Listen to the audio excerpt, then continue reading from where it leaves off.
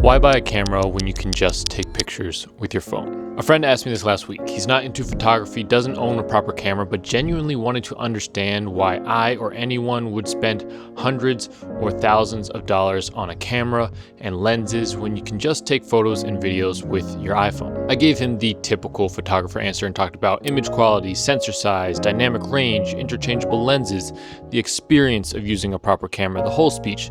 And to him, it probably sounded like someone trying to justify their gear acquisition syndrome. Because the uncomfortable truth for us camera enthusiasts is that his instinct is kind of right. iPhone cameras have gotten really good and they continue to improve each year, and so for many people, just use your phone might actually be the best advice. And yet I and many others continue to buy cameras anyways. So are camera enthusiasts like myself all just victims of big camera falling for consumerism traps? How does the iPhone actually stack up against dedicated cameras? And if my iPhone camera is really that good, why do I still bring bigger, bulkier cameras with me all the time? And does it make sense for you to buy that camera that you kind of want, or should you just use your phone? I think the answers are highly dependent on the individual, so to get some different perspectives, I called up 3 people. My dad, who grew up shooting film, witnessed the rise of digital cameras and now uses his iPhone for everything. My sister, who is a short-form video creator and uses both dedicated cameras and her iPhone for her work. And my friend Resu, a fellow YouTuber who makes videos about using technology in an intentional way to benefit your life. This video ended up being pretty interesting, so definitely stick around to the end and hit that subscribe button to help support the channel.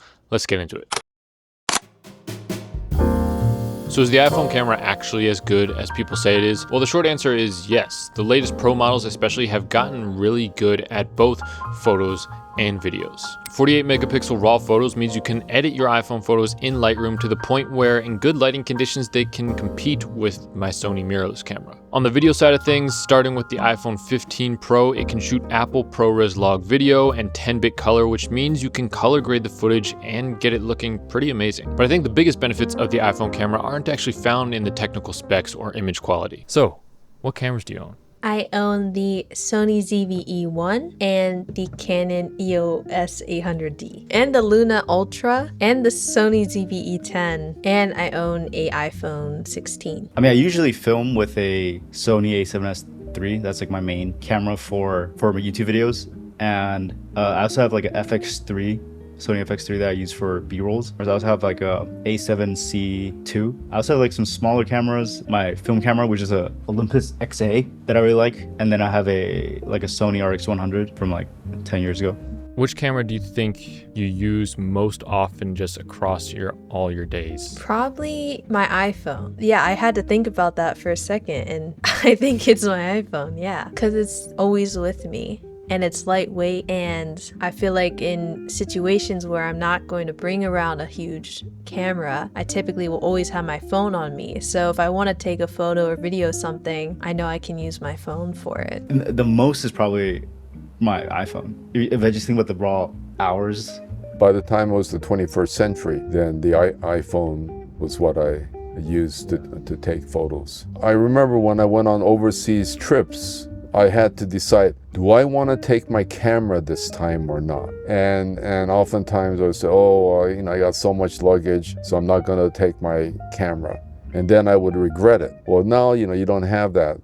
You always have the iPhone. So these are 3 people who all own nice dedicated cameras and still end up using their iPhone the most. I think my dad's perspective and camera journey is particularly interesting because he lived through the peak of all eras: film photography, digital, and now smartphone cameras. Well, so you've witnessed the entire shift from film to digital to video and now to just smartphones. Do you think that because of the technological advancements and that shift over time, do you think that's changed the role that just photography in general plays in your life? Well, I think it's fundamentally changed. I think it plays a much more of a role. So first of all, I always have a camera anywhere I go.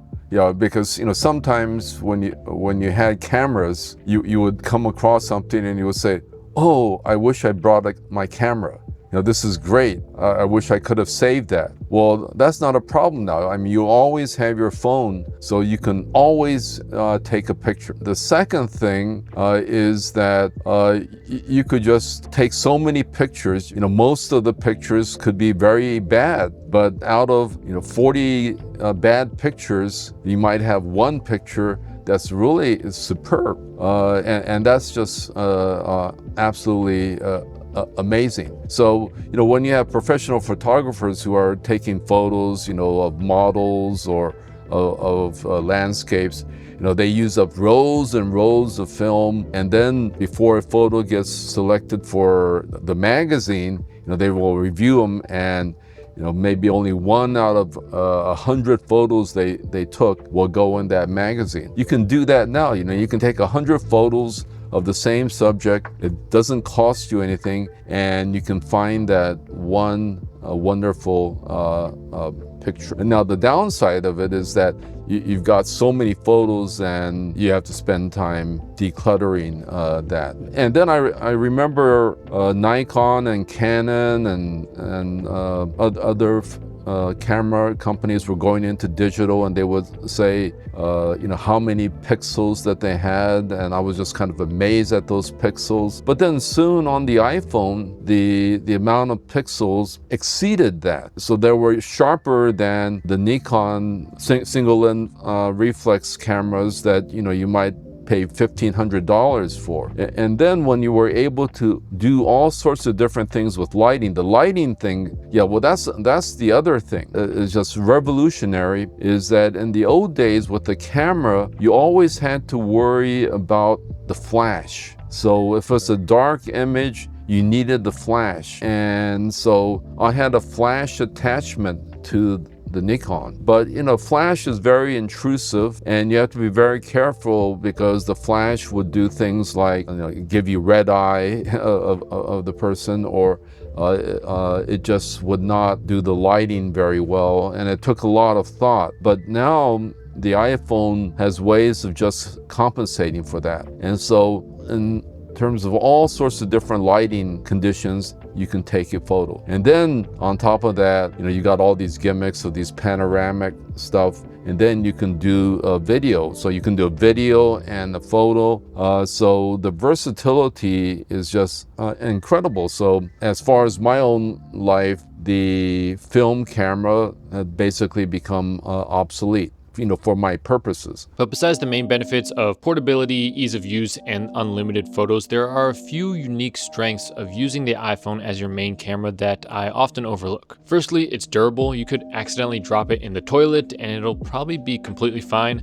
Definitely cannot say the same about any of the other cameras that I own. You can also bring it places where you might not be allowed to bring a proper dedicated camera, or might not want to, like sporting events, concerts, or just casual outings with friends. And since it's so light and durable, you can capture footage from more unique angles that you might not be able to with a bigger dedicated camera. And for many, it's easier to justify not only bringing it with you, but purchasing one in the first place, because it's not just a camera, it's also your messaging app, your email, your maps, your wallet, and everything else. Now, most people would probably agree that although the iPhone image quality is quite good, in the end, if you had to choose what produces a better looking, more professional image, that most proper dedicated cameras would win. But there are some interesting situations where this doesn't appear to be the case, and people actually prefer the look of the iPhone camera. There's something that's more authentic feeling to seeing photos and videos captured on your phone. So I think a lot of creators that thrive with the iPhone footage is because it feels more real. Whereas like when I capture something on my Sony ZV-E1, it looks pretty professional looking. And I've even gotten comments or DMs asking like if I used AI to even make my footage, or some people think I'm AI. I've gotten that recently, and I just had to tell them like, no, it's really just how high quality this footage is, or this camera. It really captures kind of what we see in real life, which is kind of crazy, but most people think of more authentic footage or photos being from the iPhone because that's what everyone uses. Yeah, like most of the time I'm using my iPhone is because I'm traveling or I don't have my main camera. So it's almost never the case where I have the camera and then I use the iPhone. But that has happened like one time. I was like filming where the window is super bright, and like that's like the only angle that I can film. And like no matter how I tried with the camera, it just wouldn't work. Cause like normally in order to compensate for that, you need a brighter light, and I didn't have that. Whereas like when I use the phone, it was like perfect. I was thinking about my shoot I did yesterday, and I thought it was interesting. They wanted me to capture high quality photos from my camera, but they wanted me to also take iPhone videos. So I thought that was interesting because it's a split of doing like both things at the same event. And when I was comparing like my iPhone videos to the professional photos, like it kind of looks like two different events. The iPhone feels like anyone could have taken those videos, and it feels like kind of more like, oh, I have a better understanding, like anyone was invited to that, or like that's what the food actually looks like. But my camera photos look like it was a way higher end event that, like, I don't know, it just like made the event look a little fancier and like edited in a way, not as genuine or real to what it was like. That's very interesting, because you would think like, from a business perspective, your initial instinct is like, oh, you want the best quality, the highest visual quality using the fancy cameras. But nowadays, because of just, I guess, how social media works and the marketing and things, those iPhone photos, those iPhone videos, when you see them, it's almost like, oh, okay, like that's what it actually looks like. That's what real life looks like, is through an iPhone camera lens. Yeah, but I have heard of like creators switching to iPhone for different reasons, like logistically easier or it's like more relatable. Like for example, Ryan Trahan, like he used to film with like probably the A7S III, I think. It was like a DSLR and very high quality, but then he later on switched to like full iPhone. I mean, I think it's the most relatable because I think like some of the best performing shorts, on TikTok or Instagram, they're like people shot on just like the front facing camera of an iPhone. So it feels like, like a friend just talking to you or something like that. It isn't that the iPhone produces the most accurate, true-to-life image, it's that it's the camera that everyone's used, or at least seen before, and so it's the most familiar looking image. And while high production value can be a way to differentiate yourself and make the most of your skills, it can also make the viewer feel more disconnected from the person behind the camera. One of my favorite creators, Tatsuki, is a good example of this. He's known for his aesthetic, beautifully shot lifestyle vlogs, for which he usually uses his Sony mirrorless cameras. But he also enjoys integrating regular iPhone footage and recently posted a video shot entirely on iPhone.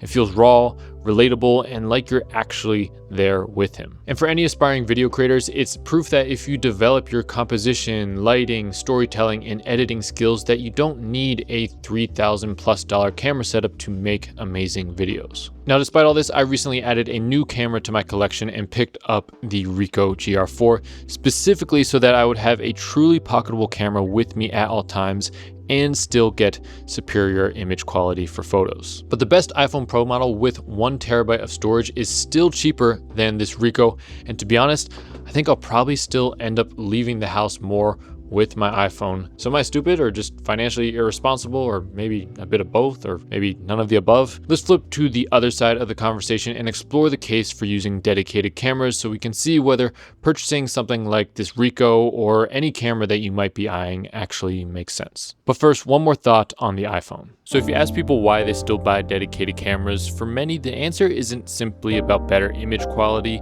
it's the experience. The dials, the shutter button, how the camera feels in your hand, factors that people often say are missing from an iPhone. Apple made an attempt a couple years ago to change this by adding that little camera control button onto the side of the phones, which I thought was a cool idea, but I've never actually seen anyone use it before. But this Retrova vintage imaging kit from PGY Tech is by far the best solution I've seen to make taking photos or videos on your iPhone feel more like using a proper camera. You start by attaching their case, then slide on the grip, which has an actual shutter button. Half press to focus, full press to shoot. There's a control dial to adjust exposure, ISO, and white balance, and a zoom lever to quickly switch between focal lengths. It also pairs with PGY Tech's own app, which gives you full manual control and has built-in film simulation, so you can get that vintage film look straight out of camera with no editing. There's even a setting to dial back the iPhone's default sharpening, which is one of the things that makes phone photos look like phone photos. There's also a micro SD card slot in the grip, so your photos and videos can get saved there instead of getting lost in your camera roll, clogging up your phone storage. For video, you can also attach an ND filter, and so when paired with the SD card, this means I can record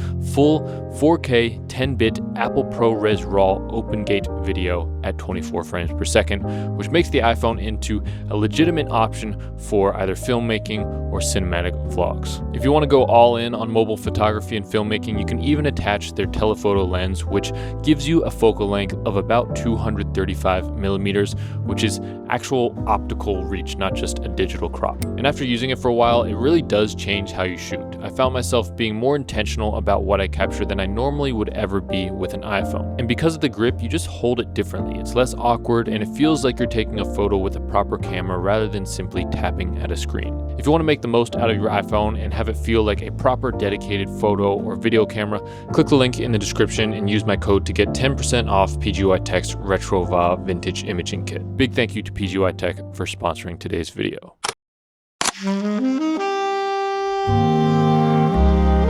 So every person I talked to told me that the camera they use most is their iPhone. But I also asked them a second question. What camera do they enjoy using most? I feel like it would be the Sony ZV-E1 because I shoot a lot of video and that is probably the best camera for video.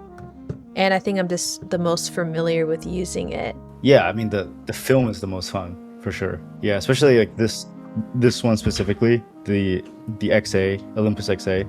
Like this one stood out to me when I was looking into like getting a film camera and trying out because of the like super compact form factor, and there's no like LCD or any display on it, which I really like, and everything's analog. Like even winding and unwinding the film is like you gotta do it by hand. I mean they have like those like film emulation cameras, like the Fujifilm one, which kind of looks really good, but then I feel like it doesn't have that magic of having limited shots, and you know, this is the image printed onto the film, like it's imprinted. Well, the Nicromat, I have fond memories of that. I mean, I guess I only used that camera intensely for 10 years. I mean, that's a good amount of time. Yeah, but you know, because I had paid so much money, it was one of my prized possessions, and I would take it everywhere, and I was very proud of it.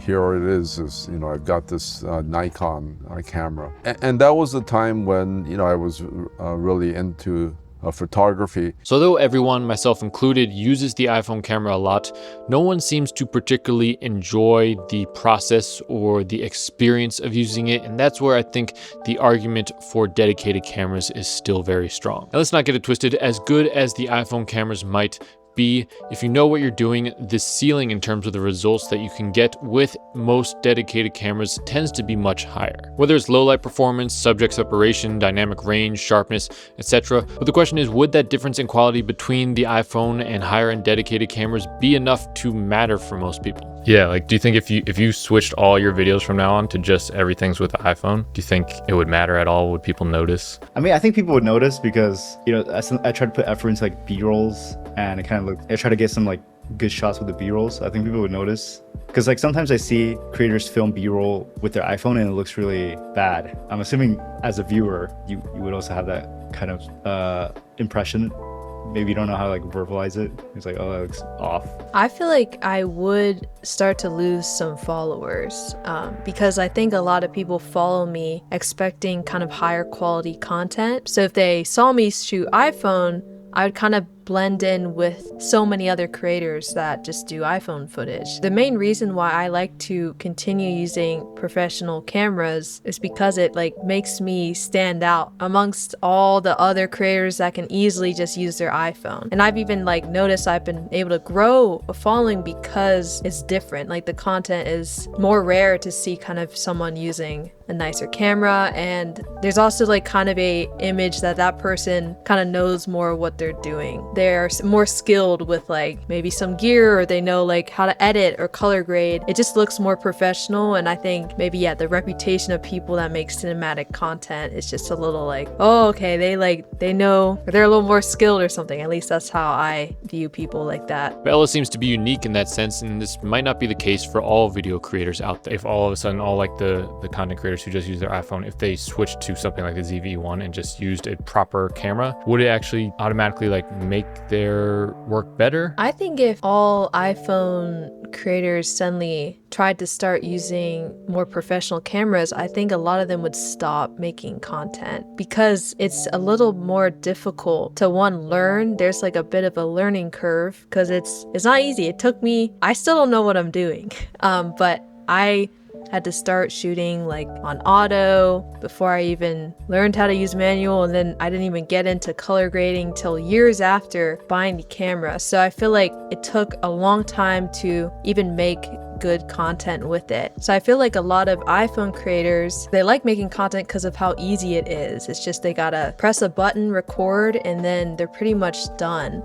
So that's probably why there's so many content creators that do just iPhone footage. There's no doubt that using a proper camera is more difficult than an iPhone, and that could be a barrier for some and an advantage for others. It highly depends on the individual and what you're trying to do. Which brings me back to my dad. He's been taking photos since 1961, and at one point he was very much a camera guy.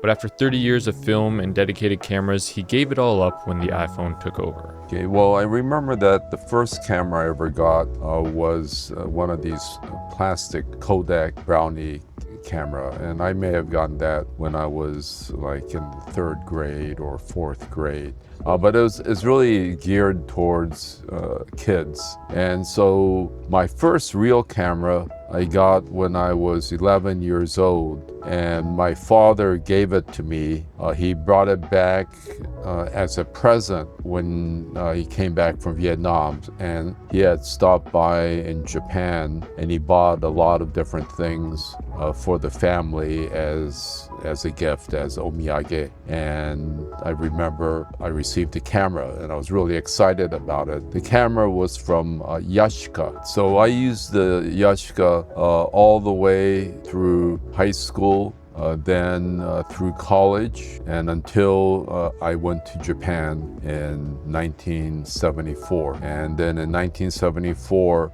I was so excited to be able to buy a Nikromat. And so that was really my second camera. And at the time, it was a very expensive camera, but I was very proud of it. I was thinking of buying a camera that was less expensive, but I remember my friend from India who was really into cameras said, even if it's more expensive, you have to buy the Nikon. And he had bought a Nikon, I think it was the F2, so that was a really professional camera. But he had said that the Nikromat had just come out. It's an easier camera to use, but you can use the same lenses as the really expensive one. And so the lens of the Nikon is so much better than the lenses of any other camera that I should pay the money to get a Nikromat. And do you remember how much that was at the time? I don't remember, but I was there on a fellowship, a scholarship. You spent the scholarship money on it? Yes, and I remember that it was quite a bit of money. It was like, since I got the scholarship money for the whole year in one batch, I had a lot of money in the bank account, but I had to make it last for the whole year. But I decided I would splurge and buy that. But that camera I used from 1974 for essentially, I would say, 12 years or so, or 10 years. Yeah, I guess until the early 1980s. I loved the camera. I was so amazed that the pictures were so sharp, and then it was very easy to focus. But the big problem was that although it was lighter than the professional F2 camera, it was still quite heavy. If I were going on a trip or something, I would have to lug that around. That's what led me to get another camera. So in the early 80s, by that time, Olympus had really moved into the market as a dominant player. Olympus did was to develop these kind of small portable handheld cameras that also had kind of a lens that could serve as a telephoto. That kind of solved the problem that I had with the Nikromat when I was stuck with a 50 millimeter lens. And so I couldn't get the wide angle, or I couldn't do the more telephoto. But this Olympus camera was able to do that. That became the camera that I used and I took on trips. I used constantly, and basically the Nikromat went into the closet. Now, like when using that, did you notice or think about at all, like the Nikon has the really nice lenses, maybe it's a little sharper and stuff, or did you not care about that really? And because the Olympus is so portable and it's like you could have it everywhere. Yeah, so the Nikon definitely had a sharper image. And if I were into photography in the sense that I would take a picture and want to blow it up into a picture that's like 8 by 10 or something, then having that kind of sharpness is very important. The person who encouraged me to buy the Nikon was a photographer. He liked to take pictures of flowers and insects and birds and stuff. He had a telephoto, and so he was really into sharp images. And then he would get the photos printed, large 8 by 10 photos. It was really sharp. You can just blow it up. I never did that, and so all of my pictures were relatively small pictures. At the biggest size, it might have been something like 4 by 6, but I would just basically put them in a photo album, and so the portable Olympus was adequate for that. By giving up the Nikon, it's not that he was choosing a worse camera, he was just choosing enough. The sharpness difference was real, but it just didn't really matter too much for him at the time. Decades before the iPhone, he was already trying to find this balance between image quality and portability for his needs. But in the late 1990s, he stopped shooting still photos entirely and video took over.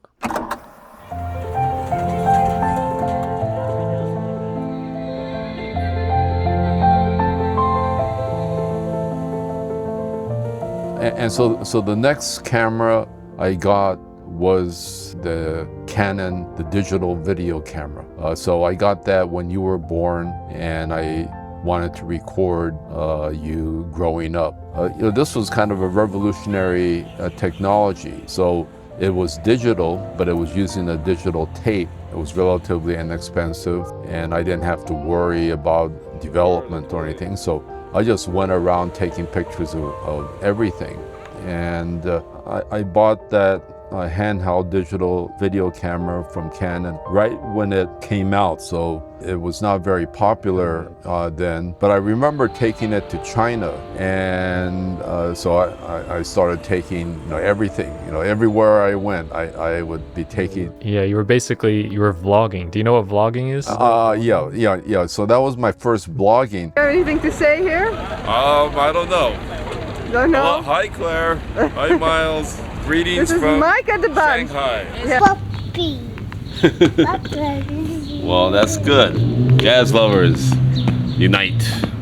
But I remember when I was at the Bund in Shanghai, all these Chinese would be coming up to me to look at this camera, and they were just saying, amazed that it was so small. And then I saw some well-to-do Chinese who still had kind of the big Sony video camera, and they were very proud of it. But then they saw mine, and you can tell that they were envious.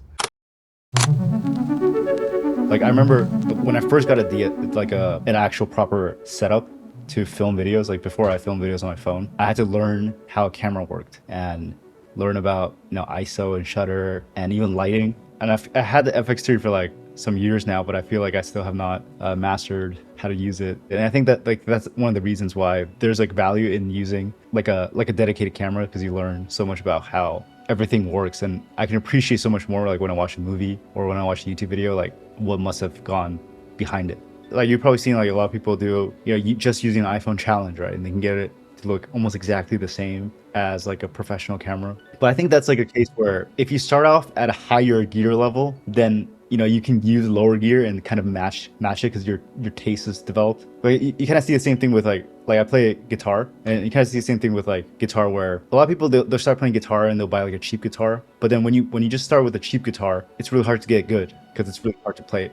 And also will sound really bad, so you don't have any motivation to play. Somebody who starts off with an expensive guitar, they get really good. They can go play a cheap guitar, and then because their taste is developed so far ahead, and their skills are so much more developed, they can make the bad guitar sound kind of good. Eric's point here was really interesting and reframes the whole gear doesn't matter cliche. Gear doesn't matter when you're good, But in order to get good, having some nice gear that makes the process more fun and gets you better results quicker can be the fuel to motivate you to continue practicing, developing your skills, and to fall in love with the craft. While the iPhone is a technically capable camera, I'm not sure if anyone's ever gotten obsessed with photography or videography from shooting with an iPhone. And so it sounds cliche, but that's where the benefit of having a dedicated camera is really apparent. It's in the experience. Yeah, I feel like as a whole, the experience using a real camera is a lot more fun because there's a lot more settings you can play around. It feels more real, like you're manually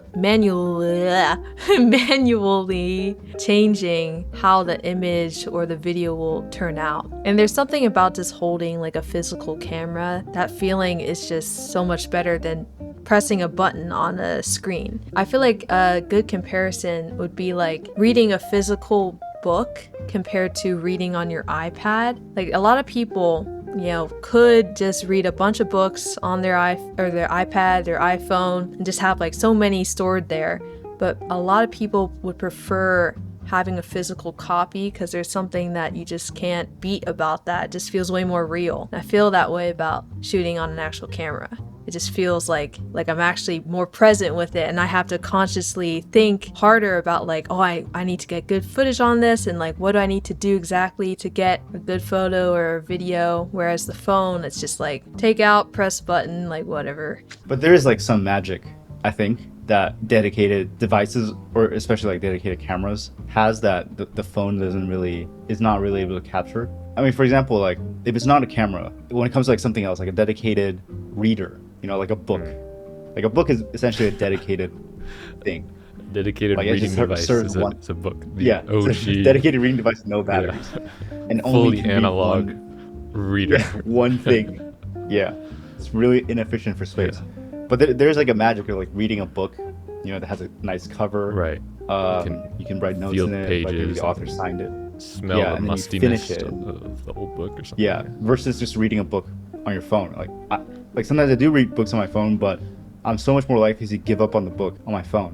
One of the reasons I like dedicated devices is because you get a lot more depth with the thing that you're doing, and there's like some sort of magic around that. Do you think there's anything you miss about having like an actual dedicated camera, or the same kind of feeling taking a picture on the phone versus a regular camera?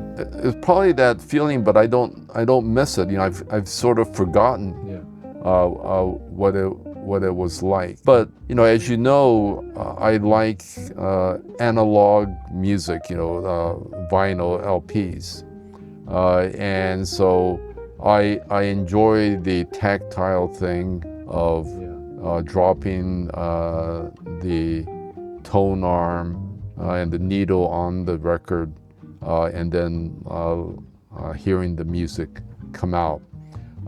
And when I'm doing something, I now just plug in the iPhone and run through a playlist through the stereo. And it sounds really good. I mean, I'm just amazed at the quality, especially with high resolution lossless on Apple Music. It's better than CD quality. And so, I should be satisfied by that.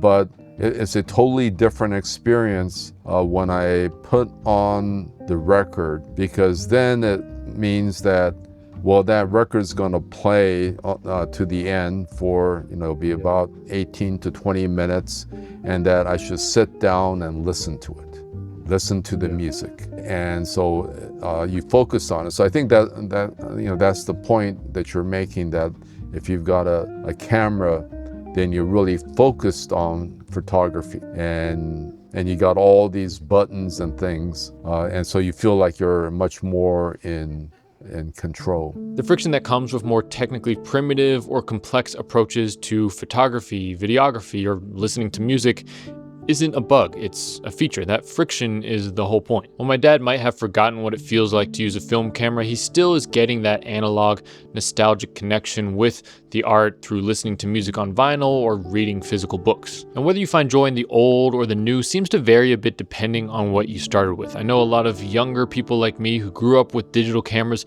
find shooting on film cameras to be fascinating and somewhat magical. Like I really felt that difference when I first got like a film camera.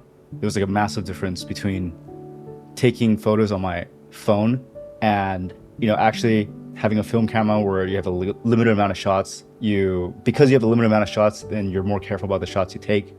And then there's like the waiting period of getting your photos back. And then when you actually look at the photos, or like when I look at the photos, it looks so much more nostalgic, so much more raw and real. Like you can see mistakes. It's like almost every photo has like a story. So like I've been on trips where I just use my film camera. And when I look back on those photos, it's like so much more nostalgic and magical and takes me back to that moment. I think one of the reasons is because it's kind of imperfect, the photo. But when I look at like iPhone photos, it almost feels like that was yesterday, or it feels like documentation. Do you think that taking a picture back then on those older cameras when you're using a slide or film felt different compared to now where you can kind of take a million pictures on your iPhone, or is it just as meaningful for both, or do you not really think about it?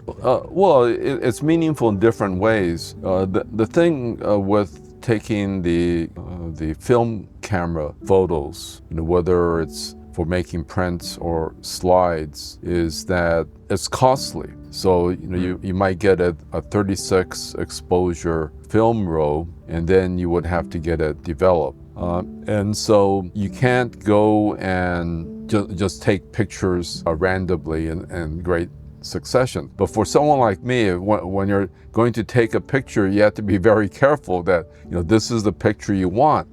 And even so, I would say out of a row of 36 exposures, half of the pictures I thought were not very good. And so, when I'm ready to go and do a slideshow for my family or friends, I would have to basically edit out the slides that weren't very good and choose like 30 to 40 slides. And the attention span of family or anything is about 40 slides, so you can't just show everything. It's probably even less nowadays. Yeah, so in that sense, you are selective, and so each picture is relatively high quality. It's because there's something, the subject is interesting, the photos is good. Yeah, there's like multiple kind of layers or filters for the quality. One, it's because of the fact that you're shooting film, you're more intentional, and then also because you're thinking, later on down the line, you're showing these to family on the slides, then you're kind of like taking another pass naturally through it.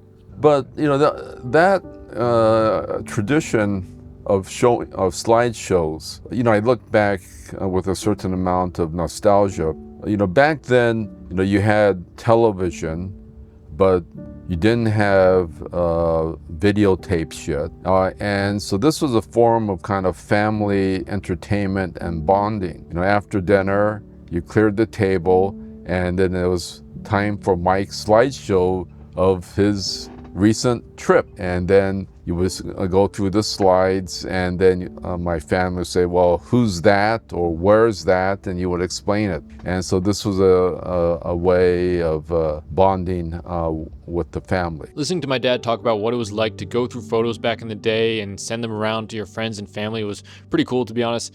I can't imagine anyone who takes a second pass through the 10,000 photos that they have on their iPhone camera roll. And that's also where I think most dedicated cameras really opens the door for printing physical copies of your photos, because that's where the extra megapixels or extra sharpness really starts to make a difference over the iPhone camera, which is more optimized for just viewing on little digital screens or posting to Instagram. Printing out my work is definitely something that I want to start doing more of this year. Yeah, so you think the nature of the experience of using an actual camera versus the iPhone also impacts the quality of your footage and images, not just because of the technical aspects, but just because of your approach when you use those? Yeah, I think also using a camera, there's only one thing you can do with it. It's to capture footage, capture videos.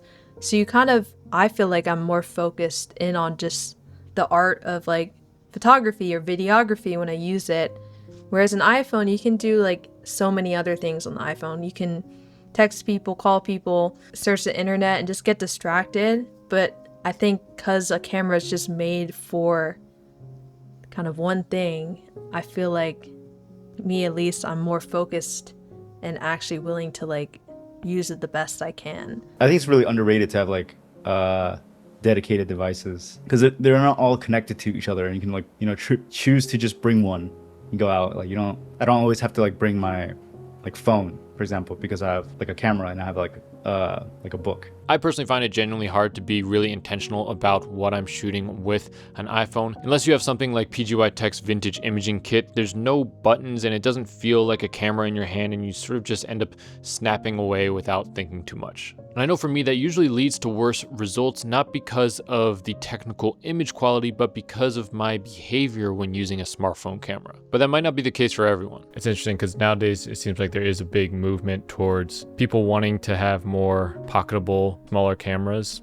and not just using their iPhone, because I think a lot of people they're on their phones enough already. And so there's some popular cameras that have come out that are like, are small enough to basically fit in your pocket, but they're still like dedicated cameras. Does it not really make a difference that the iPhone camera is like built into this device that does a million other different things? And so some people like can find that distracting, or like it doesn't feel like they're using an actual camera.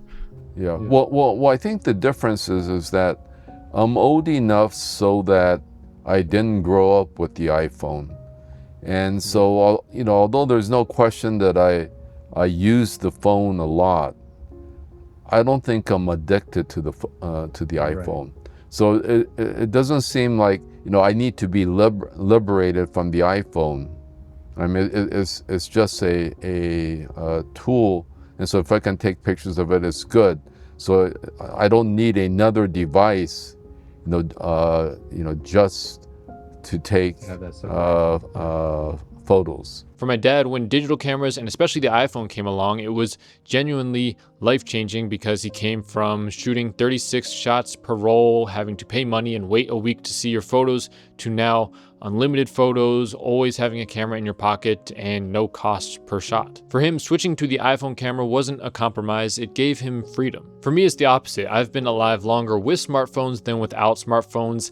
Unlimited, instantaneous photos and videos has always been the default, so switching over to a film camera doesn't feel like a downgrade, but more like I'm getting something back. Which is why which camera is better or what's the best camera is kind of the wrong question to be asking, but it's easy to forget that when there's constantly a new camera being released or a new piece of tech out there that's marketed as the best and latest and greatest, biggest improvement that's going to change your life. So I asked Reisu, whose entire channel revolves around intentional usage of technology, how he makes that determination about whether to chase an upgrade or stick to what works. Yeah, that's a good question. I mean, I do have some like general heuristics that I like generally think about when I just make any purchases, especially like tech purchases. And so like some of those are like, I kind of gravitate towards things that are that kind of like reduce complexity versus like introduce complexity. Like I would avoid buying stuff that, you know, requires me to have an app, for example, or, you know, something that has a subscription. Like if I'm using something with a subscription, then I'm like on the lookout for something to replace it.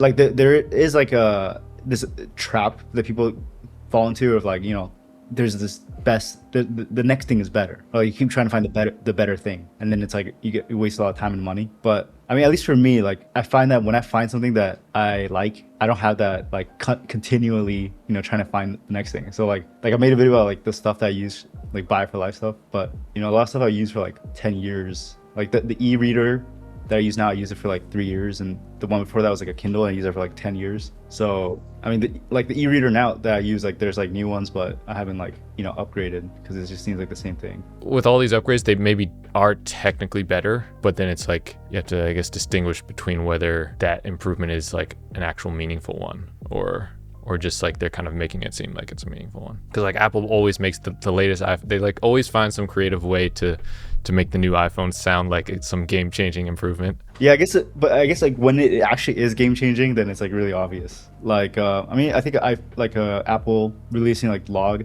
that was like kind of game-changing. That was like the 15, I think. And I think after that it's been almost the same. So have I been falling for the marketing of big camera and consumerism? Well, a little bit. I've definitely bought pieces of gear that I didn't really need or didn't really make a big difference in my life, and I recognize that as a content creator who does sponsorships, I can be part of the problem in some sense, but I've also bought pieces of gear and cameras like this Ricoh GR4 that I feel are genuine game changers. Like this is a genuine pocketable camera with an APS-C sensor, so it can shoot actual really high quality photos, and so I'm kind of getting the best of both worlds from that photography perspective, and no other camera that I own can do this.